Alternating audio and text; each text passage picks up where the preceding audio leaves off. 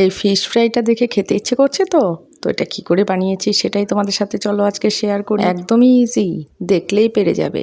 সামান্য কিছু ইনগ্রিডিয়েন্টস দিয়েই এটা করা যায়। আমি গৌরী আবারও চলে এসেছি আরও একটা নতুন রেসিপি নিয়ে। তো দেখো, এটার মেইন ইনগ্রিডিয়েন্টস যেটা সেটা হলো পুদিনা পাতা। এই পুদিনা গাছটা আমারই ব্যালকনিতে আছে, আমি সেখান থেকেই পাতা তুলে নিয়ে এসেছি। সরি, মেন তো মাছটা, এটা হলো পমফ্রেট মাছ, তারপর তো পুদিনা পাতা। এই মাছটা নর্মাল মাছের থেকে একটু অন্যরকম স্টাইলে কাটতে হবে, সেটাই তোমরা শিখে নাও।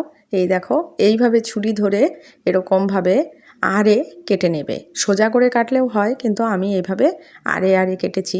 এটা কাটারও একটা কারণ আছে, তোমাদের পরে সেটা বলছি। তাছাড়া লেজ, মাথা, পাখা এগুলো কেটে তো পরিষ্কার করে নিতে হবে, সেটা তো জানোই। সেটা ভালোভাবে মাছটা পরিষ্কার করে নিয়ে তারপর এইভাবে কাটবে।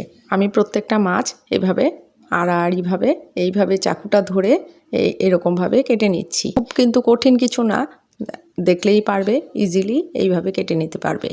এইভাবে কেটে কেটে সমস্ত মাছগুলো রেডি করে নিলাম। এখানে একটা টিপস বলে দিচ্ছি, এই মাছটা ধোয়ার সময় অল্প একটু নুন দিয়ে ভালোভাবে ঘষে ঘষে ধুয়ে নেবে, তবেই দেখবে এরকম সাদা হয়ে পরিষ্কার হয়ে গেছে মাছ। এখন এটার জন্য একটা মশলা বানিয়ে নিই। সেটার জন্য লাগবে ধনে পাতা, পুদিনা পাতা।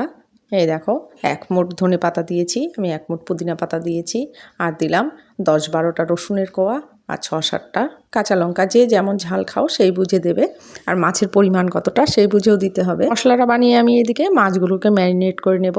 তার জন্য নিয়ে নিলাম আমি 2 চামচ লেবুর রস, টেস্ট অনুযায়ী নুন। আমি এখানে 1.5 চামচ নুন দিয়েছি 5টা মাছে, আর 1 চামচ হলুদ, আর দিয়েছি 1 চামচ আদা বাটা।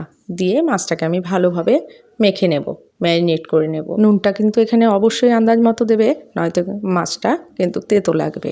এরপর দিয়ে দিচ্ছি সেই যে মশলাটা বানিয়ে রেখেছিলাম, পুদিনা পাতার চাটনি বা পেস্ট, সেটাকে ভালোভাবে মাছের গায়ে মাখিয়ে দিলাম। আর সেই যে মাছটা কেটেছিলাম, কেন কেটেছি আড়াআড়িভাবে সেটাই তোমাদের বলছি। এই দেখো, মাছের এই কাটা অংশে এইভাবে ধরে ধরে এই মশলাগুলো ঢুকিয়ে দিতে হবে। আর ভাজার সময় তবে মশলাটা এভাবেই ঢুকে থাকবে, কিন্তু এমনি সোজা বা লম্বাভাবে কাটলে কিন্তু এই মশলাটা এইভাবে এটার মধ্যে থাকতো না, পড়ে যেত। তাই এইভাবে কেটেছি। ম্যারিনেট করে 10 মিনিট রেখে দেবে।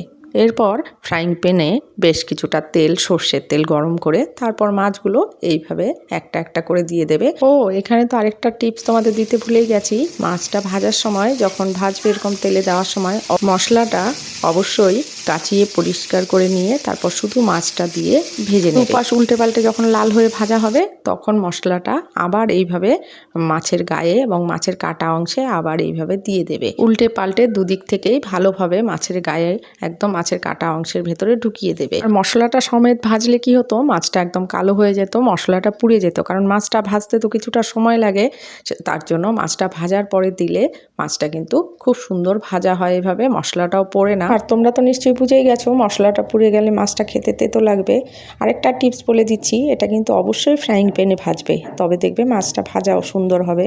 এই দেখো, আমার মাছগুলো ভাজা হয়ে গেছে। তো কেমন হলো আজকের রেসিপিটা অবশ্যই জানিও। ভালো লাগলে লাইক করো, শেয়ার করো। আবারও দেখা হচ্ছে নতুন একটা ভিডিওর সাথে, ততক্ষণের জন্য টাটা।